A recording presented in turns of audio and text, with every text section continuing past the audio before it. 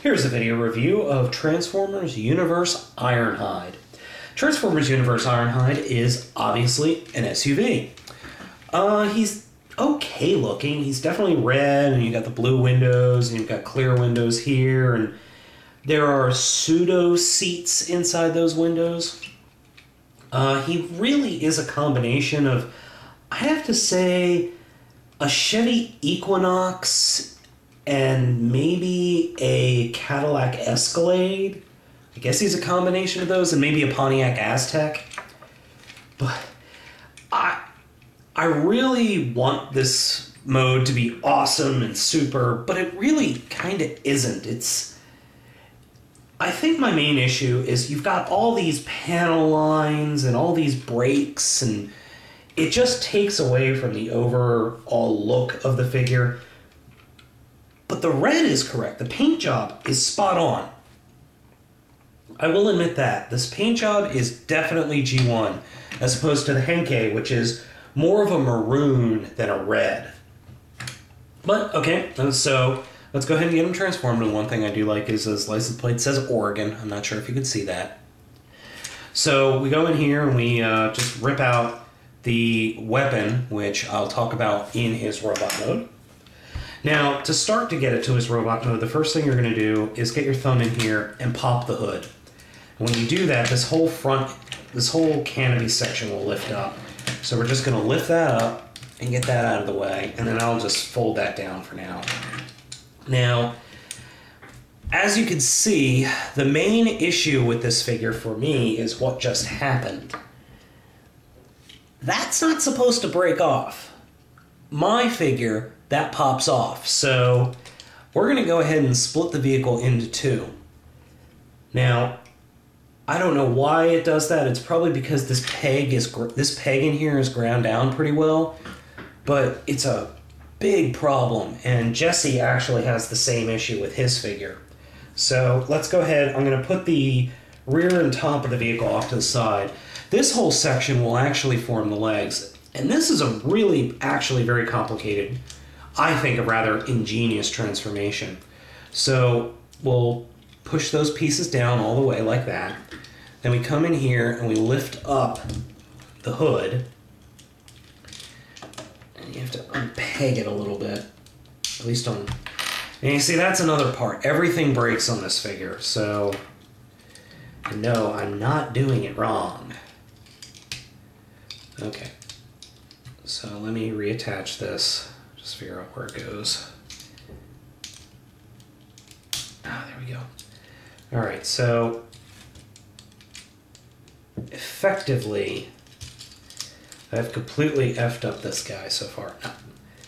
So he actually, geez, what is going on here? What am I doing wrong? Oh, I'm an idiot. See how I'm doing this now? If this is the way it was, it just rotates out. Yeah. And then fold in those parts to form the shin guards. Flatten those out to form the legs. And then this part up here will actually rotate down and collapse in like that. So here we have Ironhide's legs. Roar. I'm going to put those off to the side.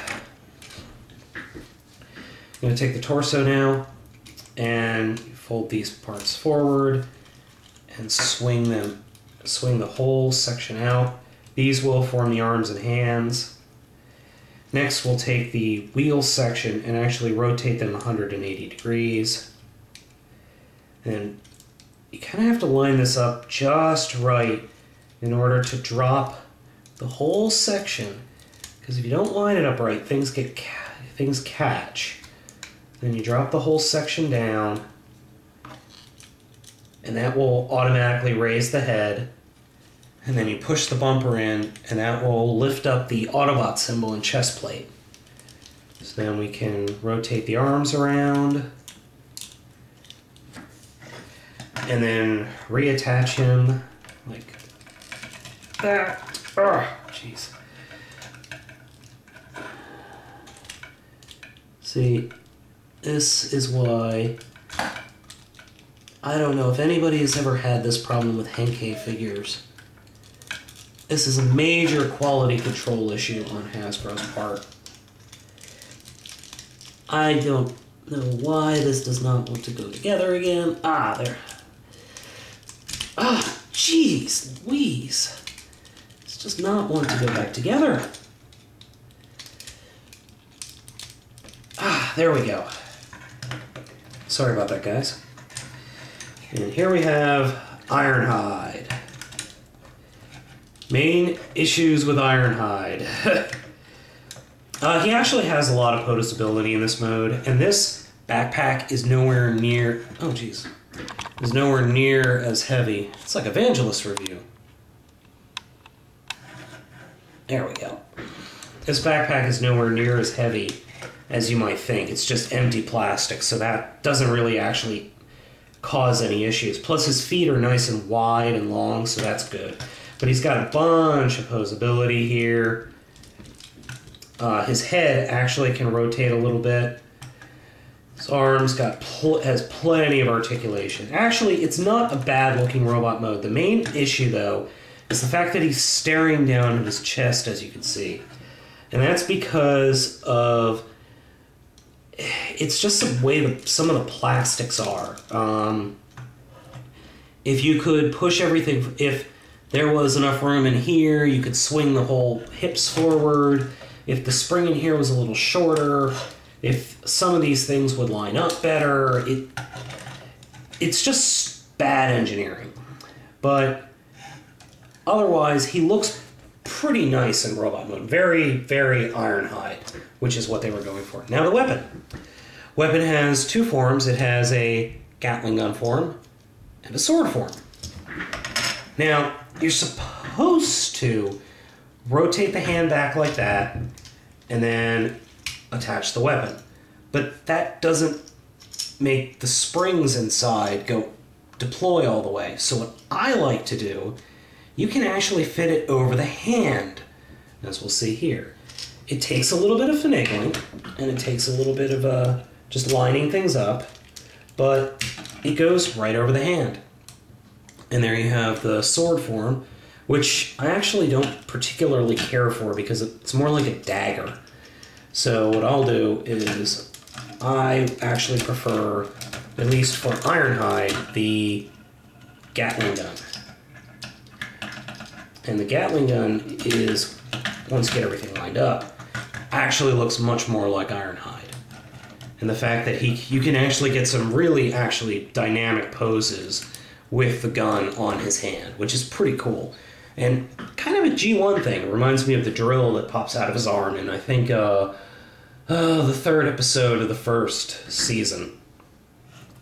But other than that, the quality control issues abound on this figure.